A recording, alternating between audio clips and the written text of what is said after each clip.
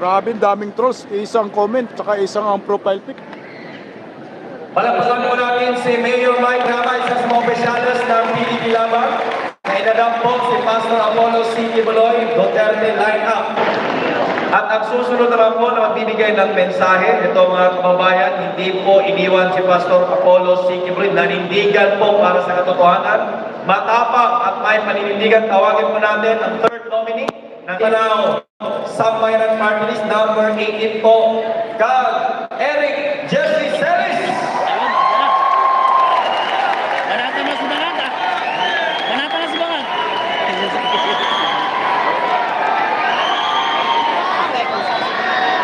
Usa si Bangat. Grabe, yung mga trolls ni Bangag nandito, pare-parehong mukha eh. Pare-parehong comment. Okay, wala na.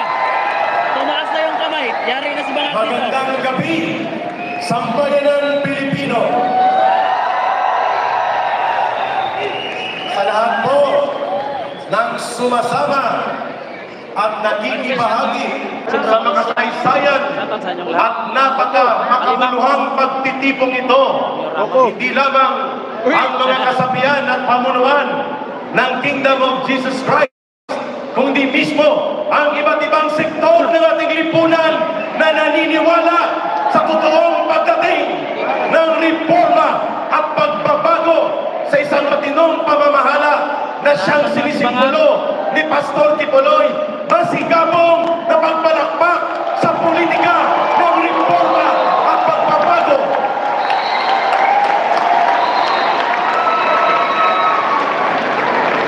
Sabi nila, namimiss daw ninyo ang ating sigaw at pagpapahiwatig ng damdamin sa Liwasang Bonifacio. Sabi ko, ang kaibahan lang ng Liwasang Bonifacio at ng Inares Sports Arena, yun ay open space. Ito ay may bubong, pero rally pa rin ito para po sa totoong agenda ng sambayanang Pilipino. Kaya, namimiss daw ninyo ang panawagan, bayan, bayan, bayan ko. Bayan, bayan, bayan ko. Di patapos ang laban mo. Di patapos ang laban mo. Si Pastor Kibuloy, dadalhin mo sa Senado. Si Pastor Kibuloy, dadalhin mo sa Senado. Bayan, bayan, bayan ko. Bayan, bayan, bayan ko. Di patapos ang laban mo. Di patapos ang laban mo. Si Pastor Kibuloy, pipititin sa Senado. Yan po ang dadadundong ilang buwan na lang mula ngayon sapagkat ikinuguhit ang kasaysayan ngayon. At tamang-tama po ang pinakasentro at pinakasimple na agendang tinutungtungan ng pagiging senador ni Pastor Kibuloy sa Republika ng Pilipinas ay siyang dahilan kung bakit sa loob ng 100 taon mahigit ng politika sa Pilipinas patuloy na nanulugmok sa kahirapan ang milyong-milyong Pilipino dahil bulok at kurakot ang namumuno sa gobyerno maliban sa panahon ni Rodrigo Duterte.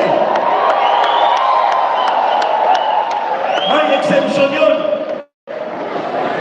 And dahil rally ito, nakakantig puso na sa loob ng mahigit 100 taon, mga kababayan, taon-taon ang kinikita ng buong bansang Pilipinas, halos 80% pinagpaparti-partihan lamang ng 13 na pamilya.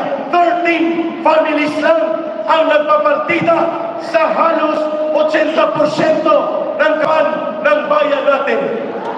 Iyan ay dalawang mukha ng korupsyon. Korupsyon sa pribadong sektor ng mga oligarkiya at korupsyon sa loob ng gobyernong ito. Maiksi lang po ang sasabihin ko, ito lang ang gusto namin i-deliver sa Ipanaw, Sambayanan.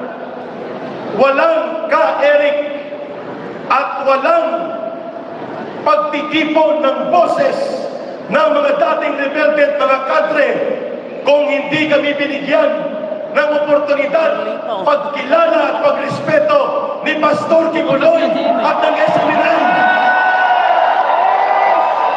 Sa panahon na nag-aalangan ng lahat na banggain ang numero 1 na buwawasak ng ating bayan sa loob ng mahigit 50 taon, ang CPP, NPA, NDF, even the media are afraid to confront the problem.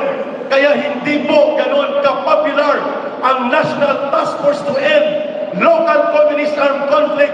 Subalit may isang taong pribado na galing Davao ang nanindigan at kanyang itinaya at nagsakripisyo para sa bansa ito upang labanan, tapusin at lubusang mawala ang numero 1 salot sa ating bayan na nagpahirap sa ating mamamayan. Ang CPP, NPA, NDF, walang iba, si Pastor Kibuloy at ang laban kasama ang bayan. Ito'y laban ng mamamayan kasama si Pastor Kibuloy. At dahil maiksi lang po ang oras namin, dalawang maiksing linya ng awitin ang aming ilalahad sa entabladong ito. Ang isa ay para sa mga botanteng mamamayang Pilipino. Ang isa ay para kay Pastor Kibuloy dahil nami-miss na natin ang kanyang physical presence. Una, sana magbago na po ang sistema ng eleksyon sa Pilipinas. At ito ang sumasalamin sa mensahe namin na yan. Sana nanakawan na at na-hold up si Juan, ngunit ang hold-upper pa ang pinasalamatan na baon sa utang ang bayan ni Juan, ngunit ang nagnakaw pa ang nasa pamahalaan. Nanakawan na at na-hold up si Juan, ngunit ang hold-upper pa ang pinasalamatan na baon sa utang ang bayan ni Juan, ngunit ang nagnakaw pa ang nasa Malacanang. Yun ang totohanan. At yun ang dapat mabago na. At ang panguling awitin para kay Pastor Kibuloy, alam kong ito'y magugustuhan niya sapagkat iisa ang puso namin. Nagkaiba ang aming pinanggalingang mga ilog ng buhay, subalit iisa ang dagat na patutunguhan natin.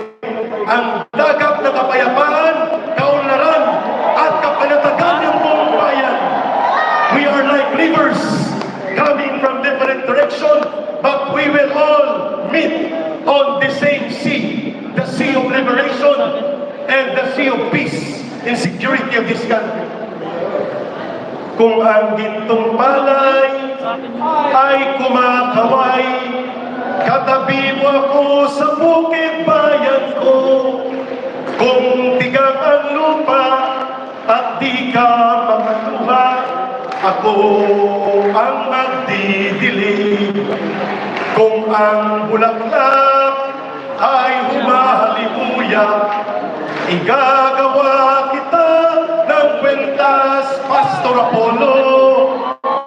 Kung nangalanta ang bagyong sigwa, ako'y may kubong ligtas.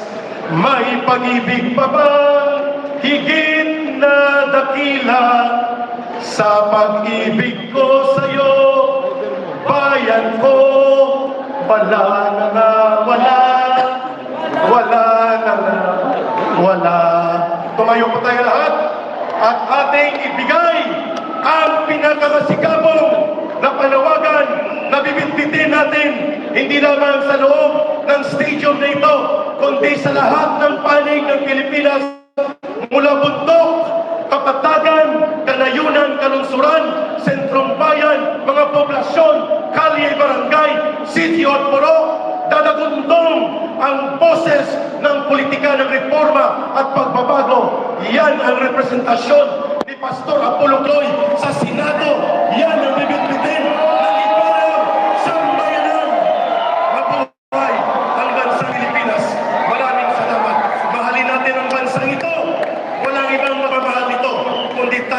Pilipino. Maraming salamat. Maraming salamat, Jeffrey K.